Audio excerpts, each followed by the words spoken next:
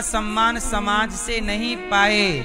और मूल कारण ये था कि कर्ण सही थे पर कर्ण साथ गलत का दे रहे थे, और गलत का साथी भी गलत ही होता है। दुर्योधन के साथ रहते रहते कर्ण की बुद्धि पांडवों से नफरत करने लग गए। अच्छा, पांडवों से नफरत थी आपकी, ठीक है नहीं, लेकिन पांडवों की पत्नी से नफरत क्यों? कपड़े उतार दो, क्यों? चलो पत्नी से भी नफरत। पांडवों के पुत्र अर्जुन के पुत्र का नाम है, क्या नाम है? अभिमन्यु। अभिमन्यु को जब मारा गया तो वहां कर्ण भी थे। कर्ण को पता था कि ये गलत है, निहत्थे पर वार नहीं करना था, ये महाभारत का नियम था, उस युद्ध का नियम था। पर कर्ण को जानते हो क्या बनना था? श्रेष्ठ। अब श्रेष्ठ चाहे भतीजे को मारकर बनूं, चाहे भाभी के कपड़े, बहू के कपड़े उतार कर बनूं, चाहे अर्जुन को मारकर बनूं, मुझे तो श्रेष्ठ बनना है। जब व्यक्ति स्वार्थी हो जाता है तो अंधा हो जाता है। एक अंधे थे धृतराष्ट्र और दूसरे अंधे थे कर्ण। किसमें अंधे हो गए? निज स्वार्थ में, मुझे श्रेष्ठ बनना है। भगवान कृष्ण ने समझाया था कि कर्ण, तुम 5 पांडवों के सबसे बड़े भाई छठवे हो, तुम कुंती के पुत्र हो। मजबूरी में तुम्हारी मां कुंती ने तुम्हें पानी में बहाया था, वो कथा आप सब जानते हैं। कुंती को एक संत ने मंत्र दिए थे कि जब भी तुम इस मंत्र का उच्चारण करोगी तो जिस देवता का मंत्र पढ़ोगी वो देवता आएंगे और तुम्हें एक पुत्र दे करके जाएंगे। तो कुंती मां को विश्वास हुआ नहीं। जैसे आजकल के साइंस पढ़े हुए बच्चों को सनातन पर भरोसा नहीं होता, तो कुंती बुआ भी उस समय बच्ची थी, जवान लड़की। उन्हें भी लगा बाबा जी ने कह दिया मंत्र पढ़ोगे, तो कोई मंत्र पढ़ने से बच्चा होता है, उन्हें भी भरोसा नहीं हुआ। तो उन्होंने पहले देखा कि मैं ट्रायल तो करूं, तो एक मंत्र पढ़ दिया और वो मंत्र था सूर्य भगवान का। और जैसे ही मंत्र पढ़ा तो मंत्र तो अपना काम करेगा। याद रखना, मंत्र, तंत्र और यंत्र, ये तीनों अपना काम करते हैं। मंत्र, बोलो मंत्र। तंत्र, तंत्र क्या है? लोकतंत्र, तांत्रिक देश है ना ये, लोकतंत्र। और यंत्र, यंत्र क्या है? मोबाइल, गाड़ी, ये सब यंत्र हैं। तो यंत्र अपना काम करता है, तंत्र अपना काम करता है और मंत्र अपना काम करता है। तो जब मंत्र पढ़ा माता कुंती ने तो तुरंत सूर्य भगवान आए, कहा कि मैं तुम्हें पुत्र दूंगा। कुंती बोली मैं तो कुंवारी हूं। बोले नहीं, तुम भले कुंवारी हो पर मेरा आना अब निष्फल नहीं होगा, परंतु हम तुम्हें एक वरदान दे सकते हैं। क्या? कि तुम्हें पुत्र होने के बाद भी तुम पुनः कुंवारी हो जाओगी। पुत्र होने के बाद भी क्या हो जाओगी? कुंवारी। तो कुंती माता को ये वरदान था कि वो पुत्र होने के बाद भी अपने को कुंवारी कर सकती थी। इसलिए 5 कन्याओं में एक नाम है इनका। तो कर्ण हो गए, कर्ण सूर्य पुत्र हैं। अच्छा, ये कर्ण कौन है? तो सुनो, ये कर्ण पिछले जन्म के एक राक्षस हैं। कर्ण पिछले जन्म का कौन है? एक राक्षस। सुन रहे हैं आप? और वो राक्षस ने सूर्य भगवान की खूब पूजा की। अब ध्यान से सुनिएगा, कर्ण एक राक्षस हैं पिछले जन्म के, और इन्होंने सूर्य भगवान से खूब सूर्य की आराधना की। तो सूर्य प्रकट हो गए, तो इन्होंने वरदान मांगा कि हमें 1000 कवच कुंडल दीजिए और हमें कोई मार ना सके ऐसा वरदान दीजिए। तब सूर्य भगवान बोले कि ऐसा वरदान तो मैं नहीं दे सकता, कुछ और मांगो। तब कहा कि सुनो, 1000 साल तक तपस्या करने वाला ही मुझे मार सकता, और वो भी 1000 साल तपस्या करेगा तब मेरा एक कवच कुंडल तोड़ सकता है।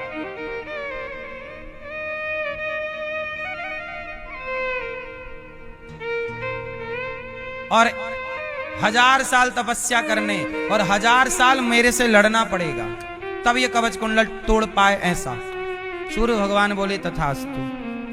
अब 1000 कवच कुंडल हैं। अब वो सूर्य भगवान से वरदान पाकर राक्षस बड़ा बलवान हो गया। कौन 1000 साल तक युद्ध करेगा? और 1000 साल तक युद्ध वही कर सकता है जो 1000 साल तपस्या किया हो। अब वो राक्षस तो एक तरह से अमर हो गया, अब तो कोई मार नहीं सकता। तो वह राक्षस धरती पर शासन करने लग गया, पापाचार बढ़ गया। तब धरती पृथ्वी मां भगवान नारायण की शरण में गई। तब भगवान नारायण ने नर नारायण का अवतार धारण किया। तब भगवान ने किसका अवतार धारण किया? जोर से, जिन्हें आप बद्रीनाथ जी कहते हैं। बद्रीनाथ जी में 2 पर्वत हैं, एक पर्वत का नाम है नर और दूसरे पर्वत का नाम है नारायण। तो नर नारायण, तो वहां पर क्या हुआ कि नर नारायण भगवान में क्या करते, 1000 साल तक नर तपस्या करते तो 1000 साल तक नारायण लड़ते, और लड़ करके उसके कवच कुंडल एक तोड़ देते, और जैसे ही टूटता तो फिर नारायण तपस्या में और फिर नर आके दूसरा युद्ध चालू कर देते। तो ऐसे हजारों सालों युद्ध चला। तो नारायण तपस्या करते तो नर युद्ध करें, फिर 1000 साल नर तपस्या करें तो ऐसे चलते चलते 999 कुंडल और कवच तोड़ दिए। और जब तोड़े एक रह गया तो वह राक्षस भागा, सूर्य भगवान की शरण में गया, कहा प्रभु अब बचा लो। तब भगवान सूर्य ने भगवान नारायण से प्रार्थना की कि प्रभु अभी मत मारो, मेरा शरण में आया हुआ भक्त है।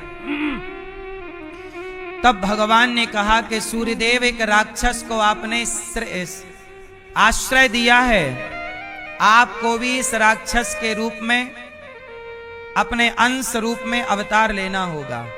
इस बार तो नहीं, पर अगली बार मैं इसे मारूंगा। और वही राक्षस अगली बार कर्ण हुआ। चूंकि सूर्य भगवान की शरण में था तो सूर्य पुत्र कहलाए और एक कवच कुंडल लेकर आए। और वही नर नारायण इस जन्म में नर बने अर्जुन और नारायण बने श्री कृष्ण। और नर नारायण के संयोग से उस राक्षस का इस जन्म में वध हुआ, जिसे कर्ण का वध कहा जाता है।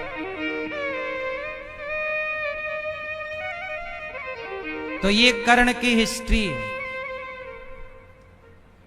तो कर्ण एक राक्षस था पूर्व जन्म का। कवच कुंडल लेकर इसलिए आया था क्योंकि पिछले जन्म में एक कवच कुंडल शेष रह गया था, और वही कवच कुंडल किसने मांग लिया था?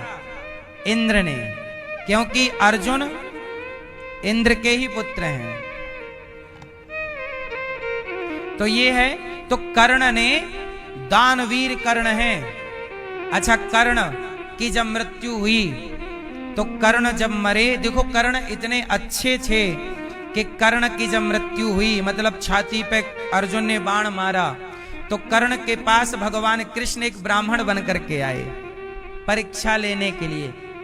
क्योंकि कर्ण का नियम था कि रोज सोना दान करते थे, स्वर्ण दान। क्या करते थे? स्वर्ण दान। आज छाती पे बाण लग गया, अर्जुन ने मारा, और जब बाण लगा तो कर्ण गिर गए। तब श्री कृष्ण आए ब्राह्मण बनकर, कहा भैया हमारी बेटी का विवाह होना है, कुछ धन दे दो तो हमारी पुत्री, सुना है कि तुम बहुत बड़े दानी हो, हमारी बेटी का ब्याह है, कुछ दे दो, हम गरीब ब्राह्मण हैं।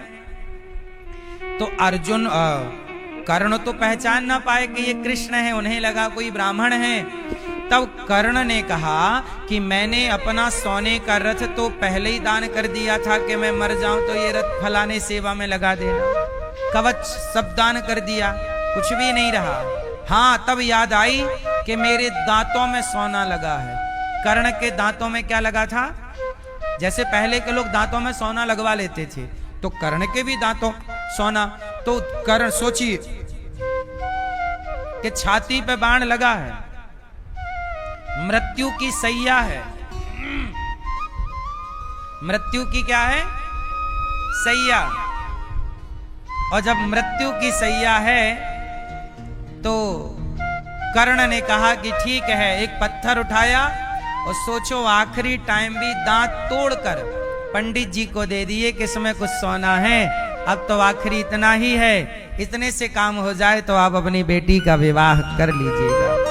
तब भगवान श्री कृष्ण प्रकट हो गए चतुर्भुज रूप में। कर्ण से कहा, कर्ण आज से ये धरती तुम्हें दानवीर कहेगी। क्या कहेगी?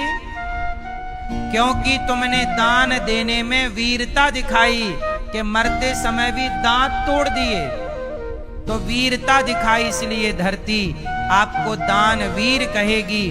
तो दानवीर कर्ण के नाम से दुनिया आपको जानेगी। अब कर्ण बताओ कि मैं तुम्हारी अंतिम कौन सी कामना पूरी करूं? भगवान कृष्ण ने कहा।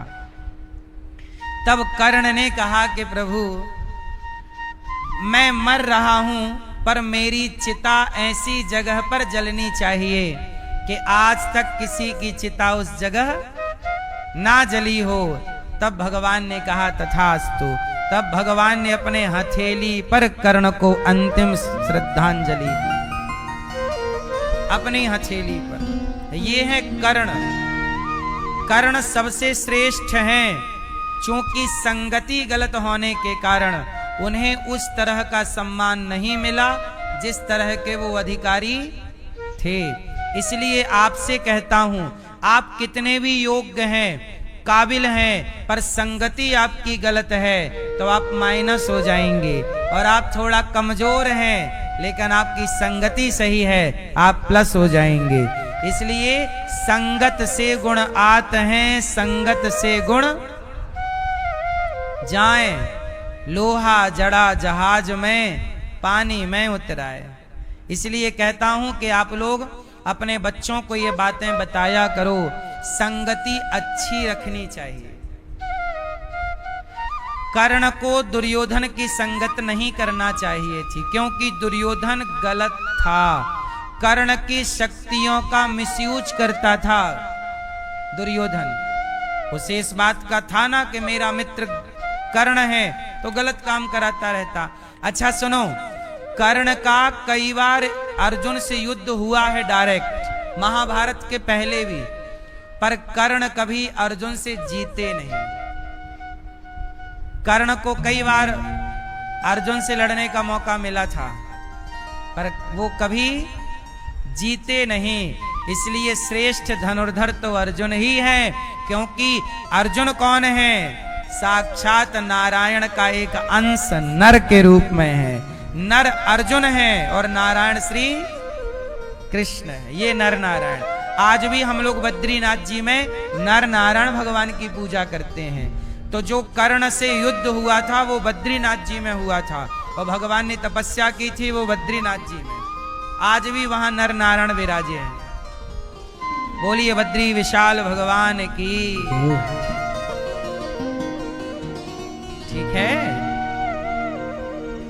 तो महाभारत आपके घर में ना हो, इसलिए आपको रोज महाभारत से कुछ अच्छी चीजें पढ़नी चाहिए, सीखनी चाहिए। आजकल समाज में ये अपवाद फैला दिया कि महाभारत पढ़ने से महाभारत होता है, ऐसा लोगों को कंफ्यूज कर दिया। इससे लोगों ने पढ़ना छोड़ दिया, अब दिन भर इंस्टाग्राम चलाते हैं, है ना। आजकल व्यक्ति देखो, पहले लोग कहां रहते थे? गांव में। गांव को क्या बोला जाता है? ग्राम। पहले सब लोग ग्राम में रहते थे, आज भी शहर में रहते हुए लोग ग्राम में रहते हैं। फर्क इतना है कि पहले खेत खलिहान के बीच में ग्राम था, आज मोबाइल पे ग्राम है, इंस्टाग्राम। ग्राम तब भी था, ग्राम आज भी है, नहीं है? तो ग्राम, महाभारत की कथा ये सिखाती है आपस में नहीं लड़। अच्छा, 5 पांडवों में एक चीज आपने देखी होगी, पांचों में संगठन है। क्या है? एकता। जहां सुमति तहां संपत्ति नाना, जहां कुमति तहां विपत्ति निदाना। अच्छा, क्या हुआ? दुर्योधन के जंघा तोड़ दी भीम भैया ने, तो गुरु द्रोणाचार्य के पुत्र अश्वत्थामा आए और अश्वत्थामा ने द्रौपदी के 5 पुत्रों को सिर काट दिया। द्रौपदी के 5 बच्चों की हत्या किसने कर दी? गुरु द्रोणाचार्य के पुत्र अश्वत्थामा ने। अब द्रौपदी के जब 5 बेटे मरे तो अर्जुन ने पकड़ा, भगवान कृष्ण को ले गए और अश्वत्थामा को पकड़ कर लाए। अश्वत्थामा ने ब्रह्मास्त्र चलाया, अर्जुन भगवान की शरण में आए। कृष्ण कृष्ण महाबाहो भक्तानाम भयंकरा, त्वमेको दह्यमानाना मपवर्गोऽसि संस्रते।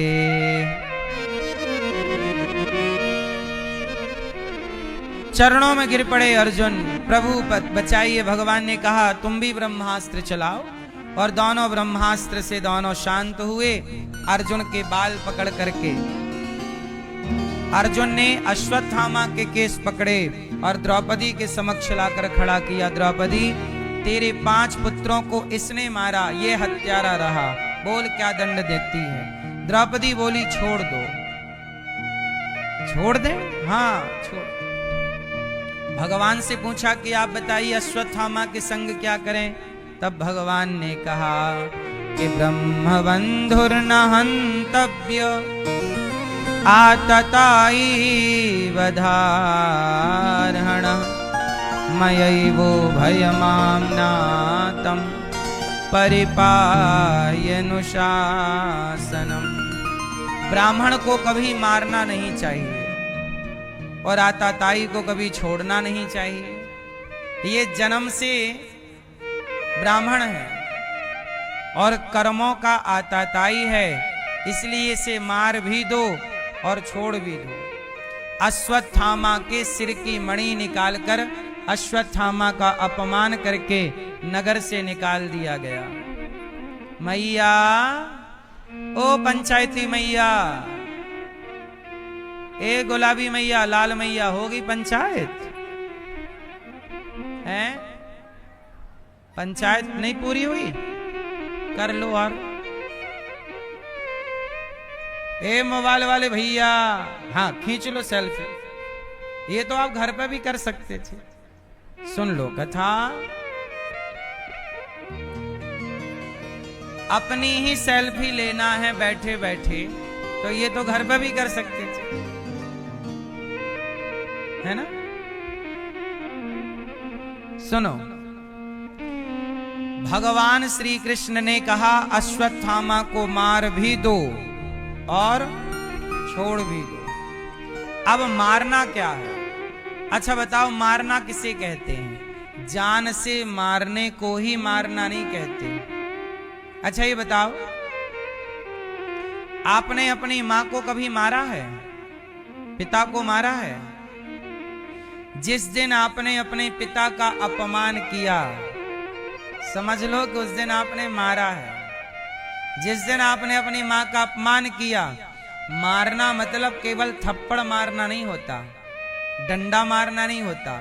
जब आप अपनी मां का, पिता का, गुरु का अपमान कर देते हैं तो वो मार देना ही माना जाता है। क्या माना जाता है? वो मृत्यु है। आपने अपनी मां को अपमानित कर दिया, मतलब आपने अपनी मां की हत्या कर दी। इसलिए स्वप्न में भी अपने माता और अपने पिता का तिरस्कार नहीं करना चाहिए। किसमें नहीं करना चाहिए? स्वप्न में भी माँ बाप का अनादर नहीं करना चाहिए। समझ रहे हैं? और आजकल के बच्चे तो आंख दिखाकर कहते हैं तुमने हमारे लिए किया ही क्या है।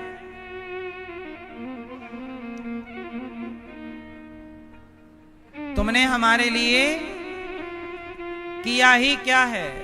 वाह! सबसे चतुर जानवर कौन होता है? होशियार। लोमड़ी। कौन होता है?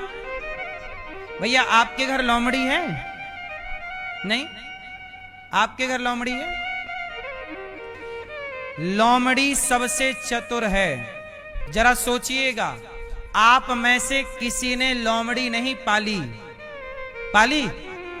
आप में से किसी ने लोमड़ी नहीं पाली, पर लोमड़ी की चतुराई आप में आ गई। जितनी चतुर होशियार लोमड़ी है, इतने चतुर होशियार आप भी हैं। जबकि आपने लोमड़ी पाली नहीं, पर लोमड़ी की चतुराई आ गई। आपने कुत्ता पाला है, पर कुत्ते की वफादारी इंसान में नहीं आई। लोमड़ी नहीं पालता तो चतुराई सीख गया लोमड़ी से, और कुत्ता पालता है तो कुत्ते की वफादारी इंसान सीख ना पाया। जबकि कुत्ता पाले थे तो कम से कम कुत्ते से वफादारी ही सीख लेते। आज की औलाद, सच बताओ, हम सबके लिए नहीं कह रहे हैं, क्षमा कीजिएगा, कुछ बच्चे तो आज भी श्रवण कुमार की तरह हैं, माँ बाप का सम्मान पूरा करते हैं। कुछ बच्चे सेवा करते हैं माँ बाप की, पर कुछ बच्चे ऐसे हैं जो अपने माँ बाप को घर से निकाल देते हैं। कुछ बच्चे ऐसे हैं जो अपने माँ बाप की सेवा नहीं करते, 2 वक्त की रोटी नहीं देते। और इन बच्चों के पास भी कई बार, एक माँ मेरे पास रहती हैं, उन माँ के 2 बच्चे हैं और दोनों बड़े प्रोफेसर हैं, और दोनों के घर में 1.5 लाख के कुत्ते हैं। सोचिए, कुत्ते हैं। वो कुत्ता जो मालिक के प्रति वफादार है, पर ये बेटा अपनी माँ के लिए वफादार ना हो सका, तो कुत्ते से भी तो तुम ना सीख पाए वफादारी। कुत्ता मालिक के प्रति वफादार है कि नहीं? तो फिर बेटा को भी माँ के लिए वफादार होना चाहिए। बोलो हाँ। फिर आज का इंसान कुत्ते के स्तर से भी नीचे गिर चुका है। आज के इंसान ने गिरने में महारत हासिल की है। गिरने में और कितना गिरोगे? गिर गिर करके गिरने और कितना गिरोगे? गिरने की सारी हदें पार कर दी। अरे कुत्ते से भी नीचे गिर गया इंसान। ये बात सही है कि गलत है? कुत्ते से भी नीचे गिर गया। कुत्ता भी इतना गिरा नहीं है जितने आज के कुछ लोग गिरे हुए हैं। इसलिए कहता हूं, कुत्ते से भी सीख सकते हो। दत्तात्रेय जी ने 24 गुरु बनाए, कुत्ते से भी सीख लो, उसे भी गुरु बना सकते हैं। हम उससे वफादारी सीख सकते हैं कि वो कुत्ता होकर यदि वफादार है तो हम इंसान होकर क्यों ना रहें। पर आज का व्यक्ति अच्छाइयां ग्रहण करना ही नहीं चाहता, किसी से किसी की अच्छाई ग्रहण नहीं करता। अश्वत्थामा के सिर की मणि निकाली और नगर से निकाल दिया, पर अश्वत्थामा के अंदर ना ज्वाला जल रही है। क्या हो गया? अपमान। क्या हो गया?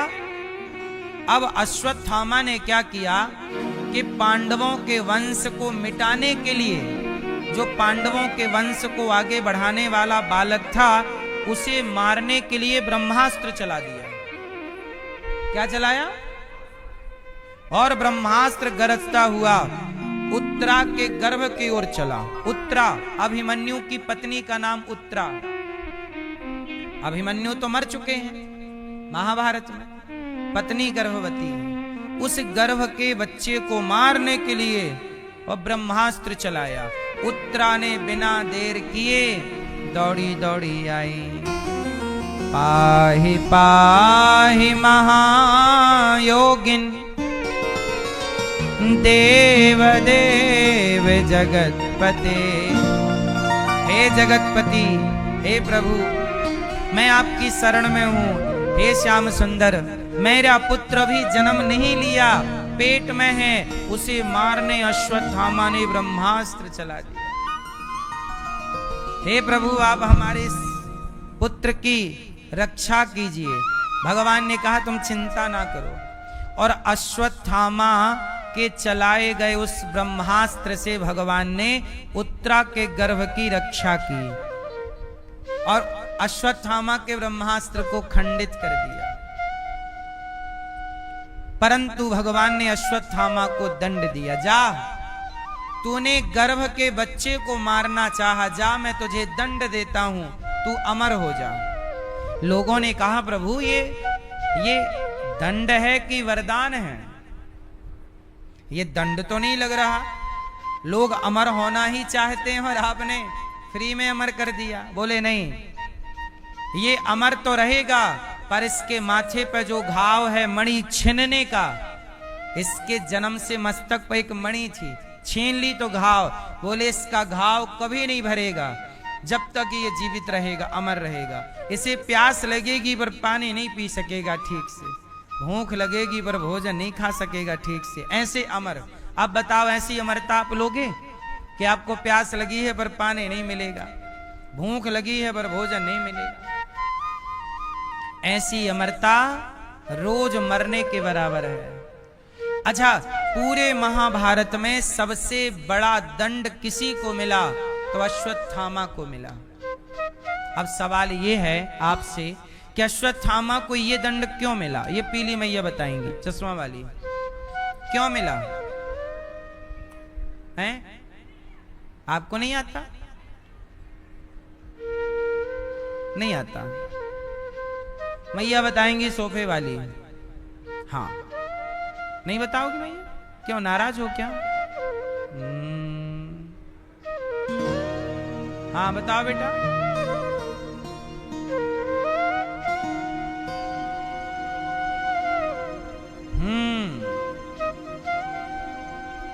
अश्वत्थामा को सबसे ज्यादा दंड इसलिए मिला क्योंकि अश्वत्थामा ने गलती क्या की? पेट में पल रहे बच्चा को, जो अभी जन्म भी नहीं लिया, उसे मारना चाहा, जिसकी कोई गलती, जिसने संसार को अभी नहीं देखा। इसका मतलब है कि जो आप लोग भ्रूण हत्या करते हैं, गर्भपात करते हैं, ये सबसे बड़ा पाप है।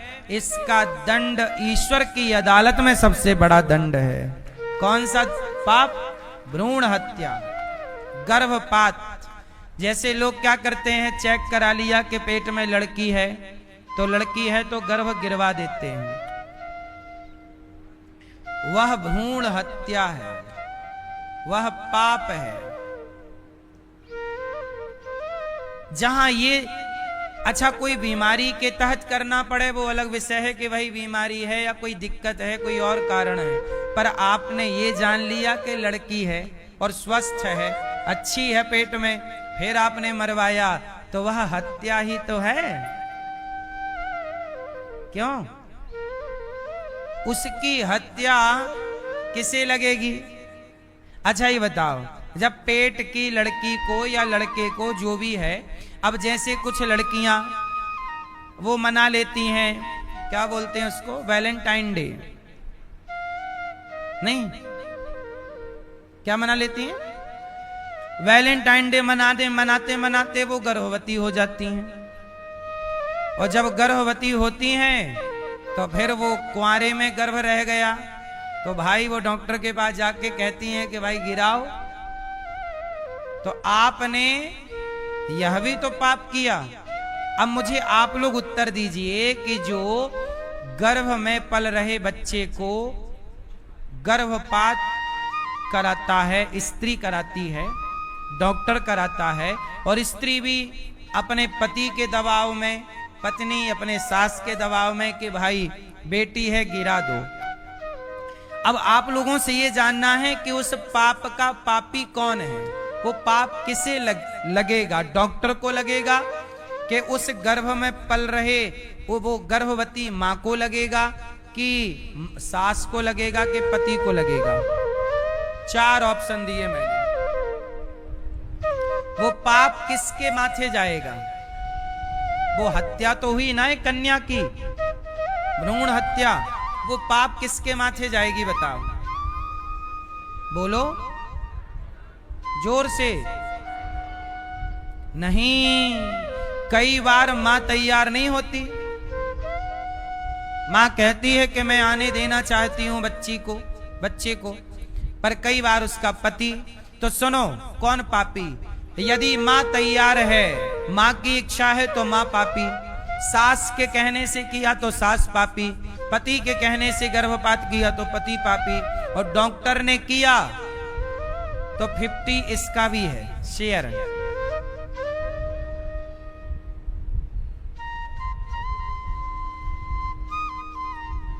तो ये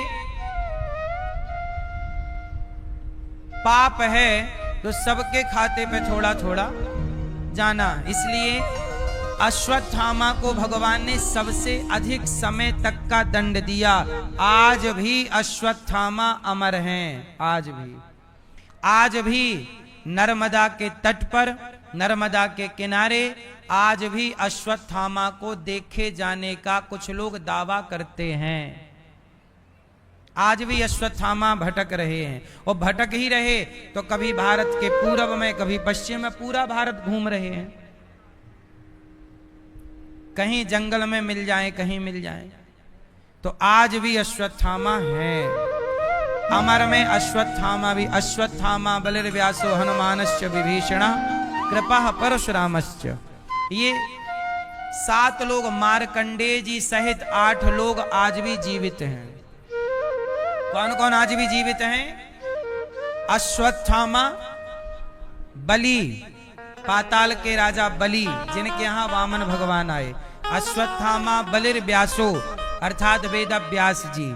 अश्वत्थामा बलिर्व्यासो हनुमान जी और विभीषण जी।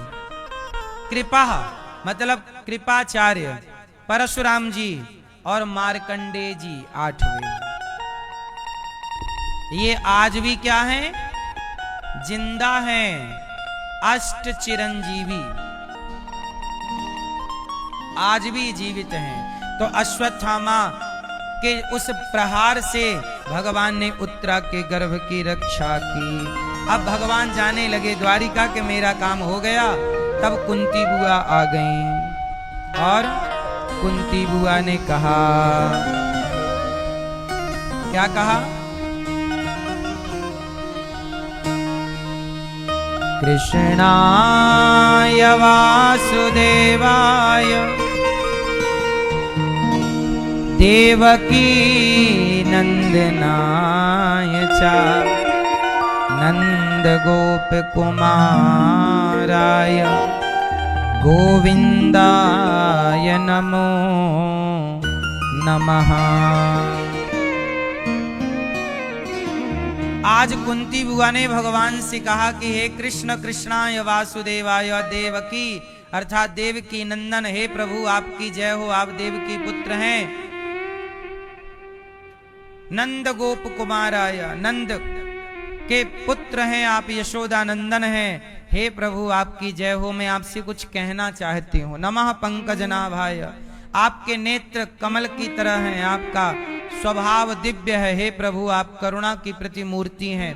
मैं आपसे कुछ कहना चाहती हूँ। कहो बुआ, क्या कहना है? तब भगवान श्री कृष्ण से बुआ कुंती बुआ ने कहा कि हे श्याम सुंदर, आज मैं आपसे कुछ मांगना चाहती हूँ। हाँ हाँ बुआ मांगिए। क्या मांगा? कुंती बुआ ने क्या मांगा? विपदा सन्तु नः शश्वत् तत्र तत् पुत्र जगत गुरु भवतो दर्शनम यत् स्यात् अपुनर्भव दर्शनम। आज कुंती बुआ ने भगवान से क्या मांगा? हे प्रभु हमें विपत्ति दीजिए। क्या दीजिए? क्या दीजिए? हमें दुख दीजिए। क्यों?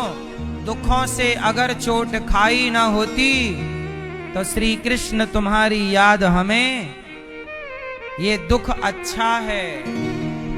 अच्छा बताओ, दुख किसे कहते हैं? मैया बताओ, दुख किसे कहते हैं? बताओ, आपसे पूछ रहे हैं। बताओ बताओ।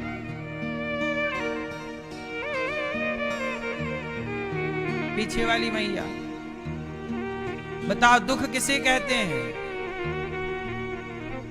आप बताओ भैया। ठीक है, चश्मा वाली मैया बताएंगी, पीछे वाली सोफे वाली मैया बताओ, सब दुख किसे कहते हैं? मैया क्या बोलती तू? नहीं बोलोगी? नाराज हो क्या मेरी माँ? दुख किसे कहते हैं? ए पीली मैया क्या देख रही?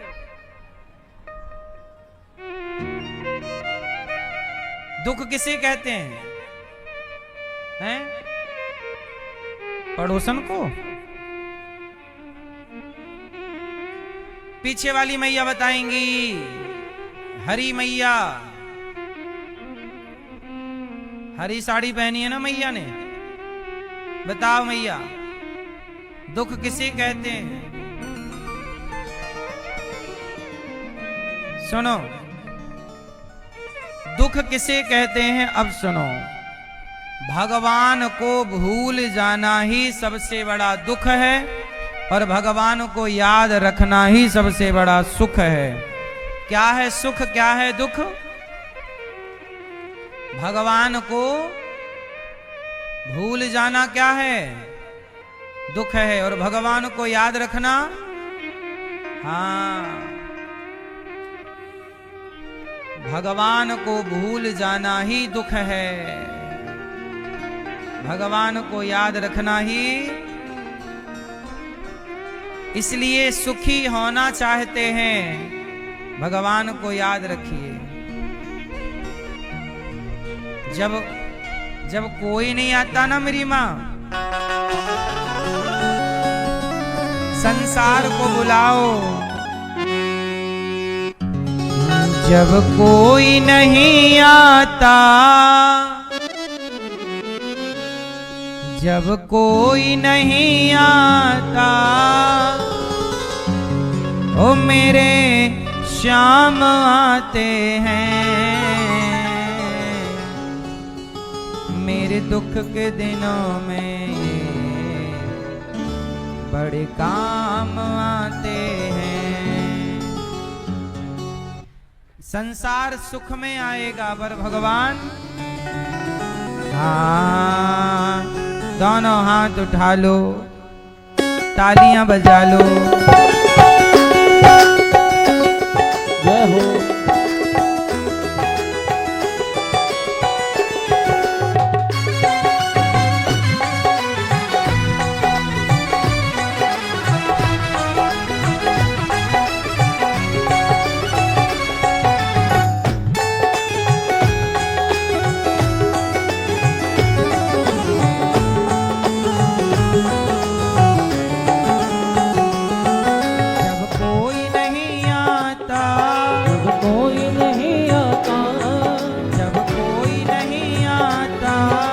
कोई नहीं आता, मेरे श्याम आते हैं। मेरे दुख के दिनों में ये काम आते हैं। मेरे दुख के दिनों में ये बड़े काम आते हैं।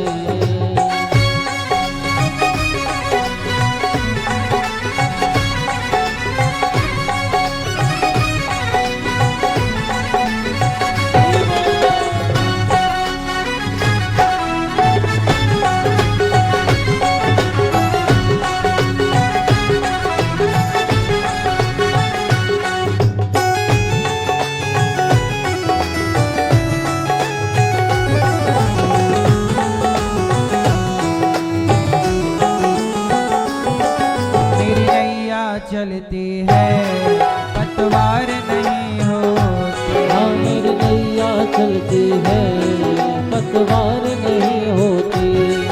मेरी नैया चलती है पतवार नहीं होती। मेरी नैया चलती है पतवार नहीं होती। किसी और की अब मुझको दरकार नहीं होती। किसी और की अब मुझको दरकार नहीं होती। मैं डरता नहीं रस्ते, हमें डरता नहीं रस्ते सुनसान आते हैं। मेरे दुख के मेरे दुख के मेरे दुख के दिनों में बड़े काम आते हैं। हमें दुख के दिनों में बड़े काम आते हैं।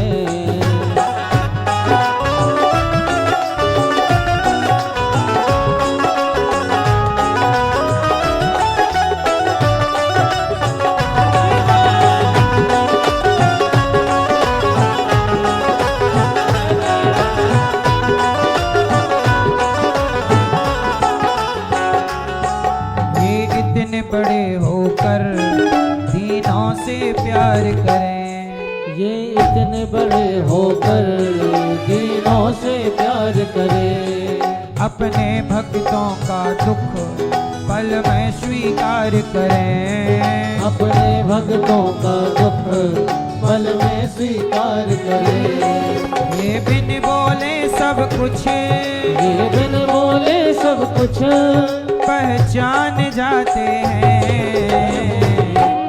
मेरे दुख के मेरे दुख के मेरे दुख के दिनों में ये बड़े काम आते हैं।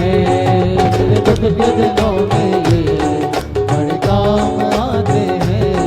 जब कोई नहीं आता, जब कोई नहीं आता, जब कोई नहीं आता, जब कोई नहीं आता, मेरे शाम आते हैं।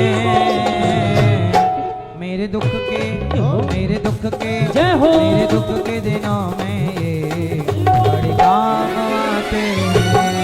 मेरे दुख के दिनों में ये बड़े काम आते हैं। मेरे दुख के दिनों में ये बड़े काम आते हैं। मेरे दुख के दिनों में ये बड़े काम आते हैं। बड़े काम आते हैं। बड़े काम आते हैं। वो मेरे दुख के दिनों में ये बड़े काम आते हैं। तो जब कोई नहीं आता तब कौन आता है? भगवान। भगवान हे कृष्ण तुम बड़े दयालु हो। हे राम तुम बड़े दयालु हो। भगवान कौन है? दयालु। कुंती बुआ बोली प्रभु हमें विपत्ति दीजिए। भगवान बोले बुआ मैं दुख नहीं दे सकता। अच्छा एक बात बताओ आप लोग मुझे कि दुख देता कौन है? कौन दुख देता है? मैया। कौन दुख देता है? आपको दुख कौन देता है? मैया। ए मैया, झोले के अंदर से मोबाइल चला रही है मैया।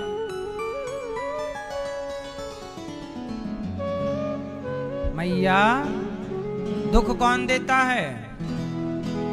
हैं? कौन देता है दुख? जोर से। कुंती बुआ ने क्या मांगा हमें? भगवान बोले हम दुख नहीं दे सकते, हमने आज तक किसी को दुख दिया ही नहीं। तो जब भगवान ने दुख दिया ही नहीं तो भगवान दुख कैसे दे दें? तो फिर आप लोग सवाल करते हैं कि जो हमारे जीवन में दुख आता है वो कौन देता है? तो सुनो, भगवान कभी किसी को दुख नहीं देते। अच्छा, भीष्म पितामह को कितना दुख मिला बताओ? बाणों की सैया पर लेटे, वामन दिन से बाणों की सैया पर लेटे हैं, कितना दुख मिला। कौन दिया दुख पितामह को? जोर से। पितामह को दुख भगवान ने दिया क्या? नहीं। पितामह ने पिछले जन्म में पिछले किसी जन्म में एक सांप को कांटे के ढेर में फेंक दिया, कांटे चुभ गए सांप को, और कांटे चुभने से तड़प तड़प के सांप मर गया। तो कांटों की पीड़ा से सांप मरा, तो वही पितामह को बाणों की पीड़ा से मरना पड़ा। वो कांटों की सैया में सांप लेटा, तो पितामह को बाणों की सैया पे। जैसी करनी, आपको जो मिल रहा है वो आपका ही बोया हुआ आज काट रहे हैं। इसलिए भगवान किसी को दुख, अच्छा भगवान किसी को सुख भी नहीं देते। जो आपको सुख मिल रहा है वो आपके कर्मों का फल है। तो फिर आप ये सवाल करिए कि जब भगवान दुख नहीं देते, सुख नहीं देते, तो फिर भगवान की हम पूजा क्यों करें?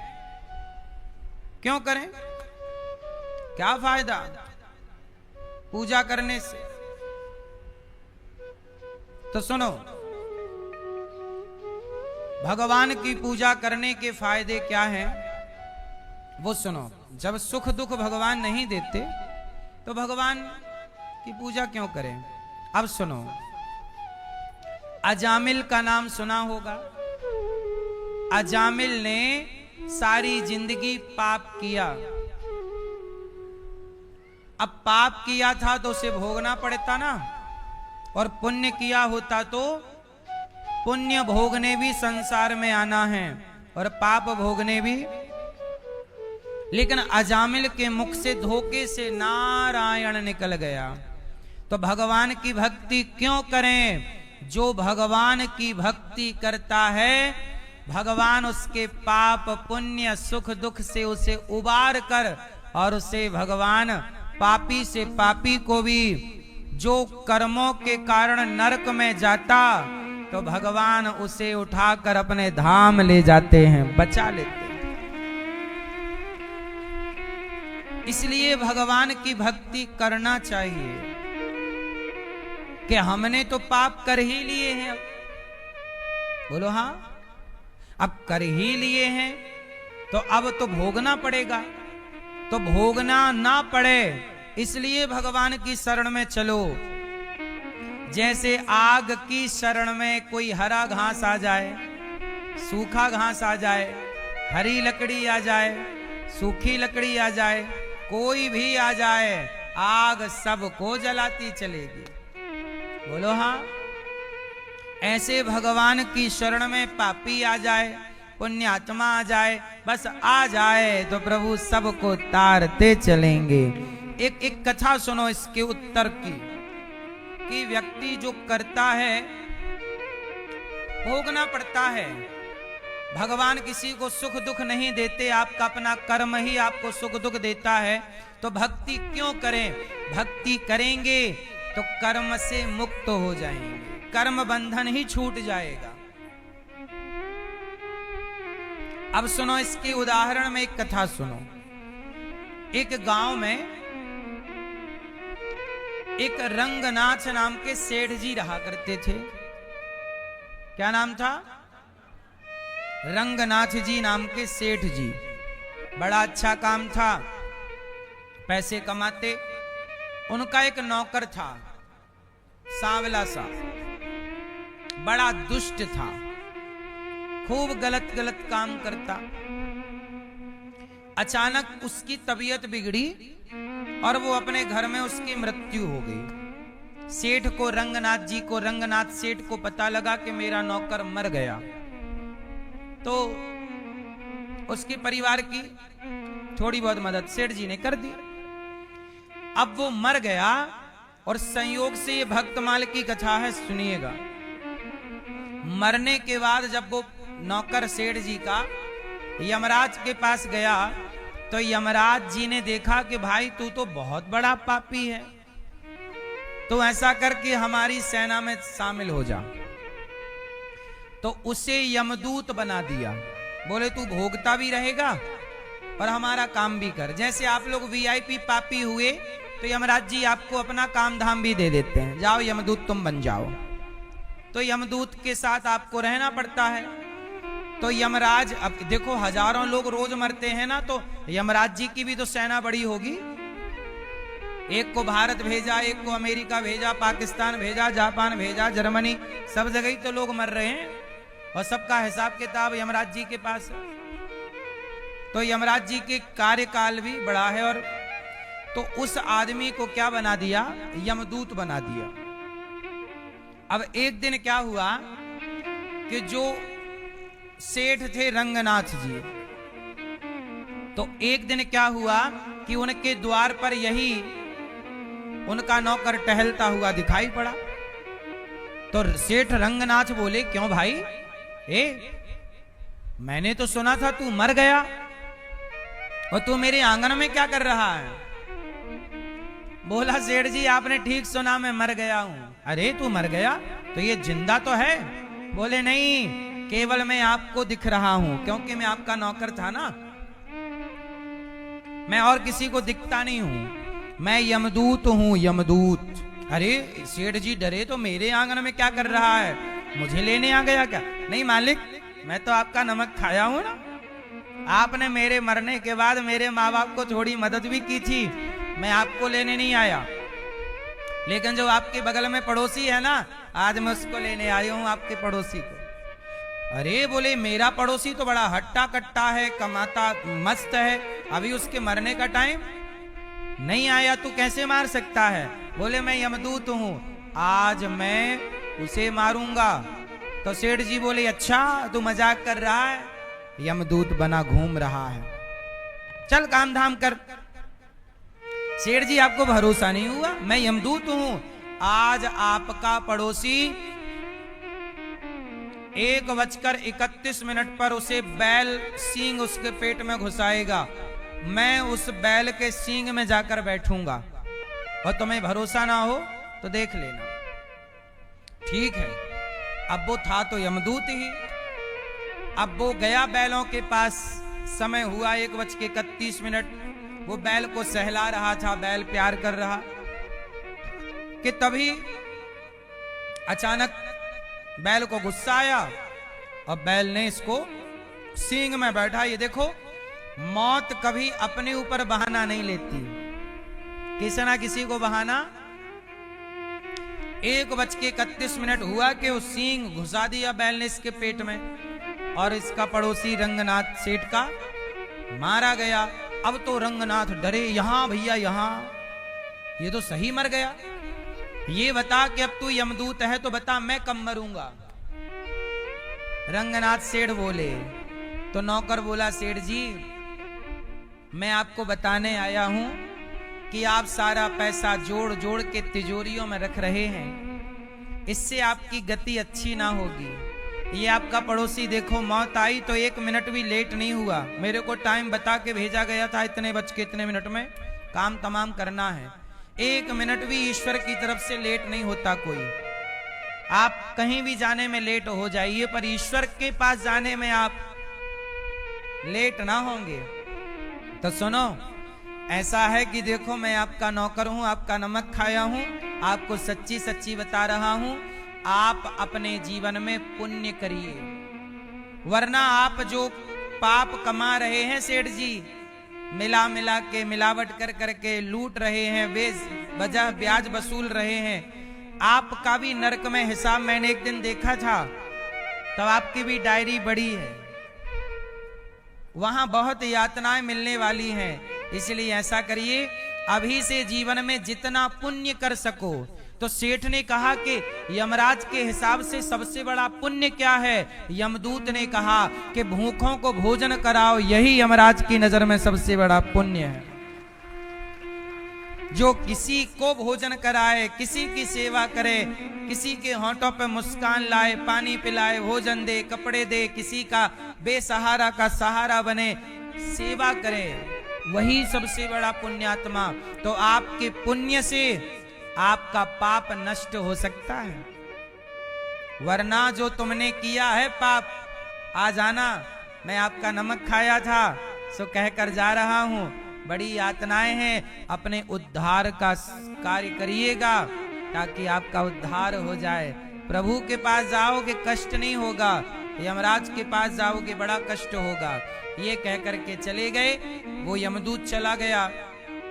तब ये रंगनाथ सेठ जी ने खूब पुण्य किया, अखंड भोजन लंगर भंडारा चल रहा है, सारे दिन भगवान नाम का जाप। उसने ये भी कहा था प्रभु का नाम जपा करो, तो श्रीमन नारायण का जाप करना और बड़े प्रेम से भगवान का नाम जपते हुए सेवा करना। इसी में उसने पत्नी को लगा दिया, इसी में उसने पुत्रों को लगा दिया, धन भी बढ़ा, धर्म भी बढ़ा, और अंत में वह सेठ मर करके भगवत धाम गया। क्यों गया? क्योंकि समय रहते संभल गए। आप भी समय रहते क्यों नहीं संभल जाते? पाप कर कर के मरोगे, वही ना भरोगे जो कमाया है, जो कमाया है वही भोगना पड़ता है। इसलिए भक्ति क्यों करें? देखो अपने कर्मों से तो रंगनाथ सेठ नरक जाने वाला था, लेकिन भक्ति की, भगवान की शरण में गया तो उसका नरक टल गया और भगवत धाम की प्राप्ति हो गई उसके पुण्य से। तो भगवान की भक्ति इसलिए करें कि हमारा नरक भी टल सकता है, हमारा परलोक सार्थक हो सकता है। बड़ी यातनाएं हैं मेरी माँ। आप लोग कहते हो कि नरक किसने देखा है, स्वर्ग किसने देखा है? नहीं देखे इसका मतलब नहीं होता, नहीं देखे मतलब नहीं, ऐसा नहीं है मेरी माँ। बहुत कुछ चीजें आपने नहीं देखी पर आप मानते हो कि नहीं? जैसे आप में से कुछ लोगों ने अमेरिका नहीं देखा, जापान नहीं देखा, जर्मनी नहीं देखा। नहीं देखा तो क्या ये मान लेंगे कि अमेरिका, जर्मनी, जापान नहीं होता? होता है, आपने नहीं देखा। ऐसे नरक होता है, स्वर्ग होता है, कर्म दंड होते हैं, मानना है और संभल करके चलना है। हम आपको सावधान ही तो, हम आपको, अच्छा यदि चलो ये मान लो कि नरक का आप डर बता रहे हो, स्वर्ग का आप लालच दे रहे हो, मुक्ति मोक्ष का चलो लालच भी यदि मैं दे रहा हूं, तो मैं आपसे सही काम करने की ही तो प्रेरणा दे रहा हूं। आप अपने दोस्त के संग बैठोगे वो आपको दारू पिलाएगा, आप अपने दोस्त के संग बैठोगे वो आपको गांजा पिलाएगा, किसी गलत लड़की के संग हाथ लग गए तो वो भी कहेगी कि मैं तो धंधा करती हूं, तू भी धंधा कर ले। तो आप गलत हाथ में लग जाओगे तो लोग आपसे गलत काम करवाएंगे, हाँ या ना?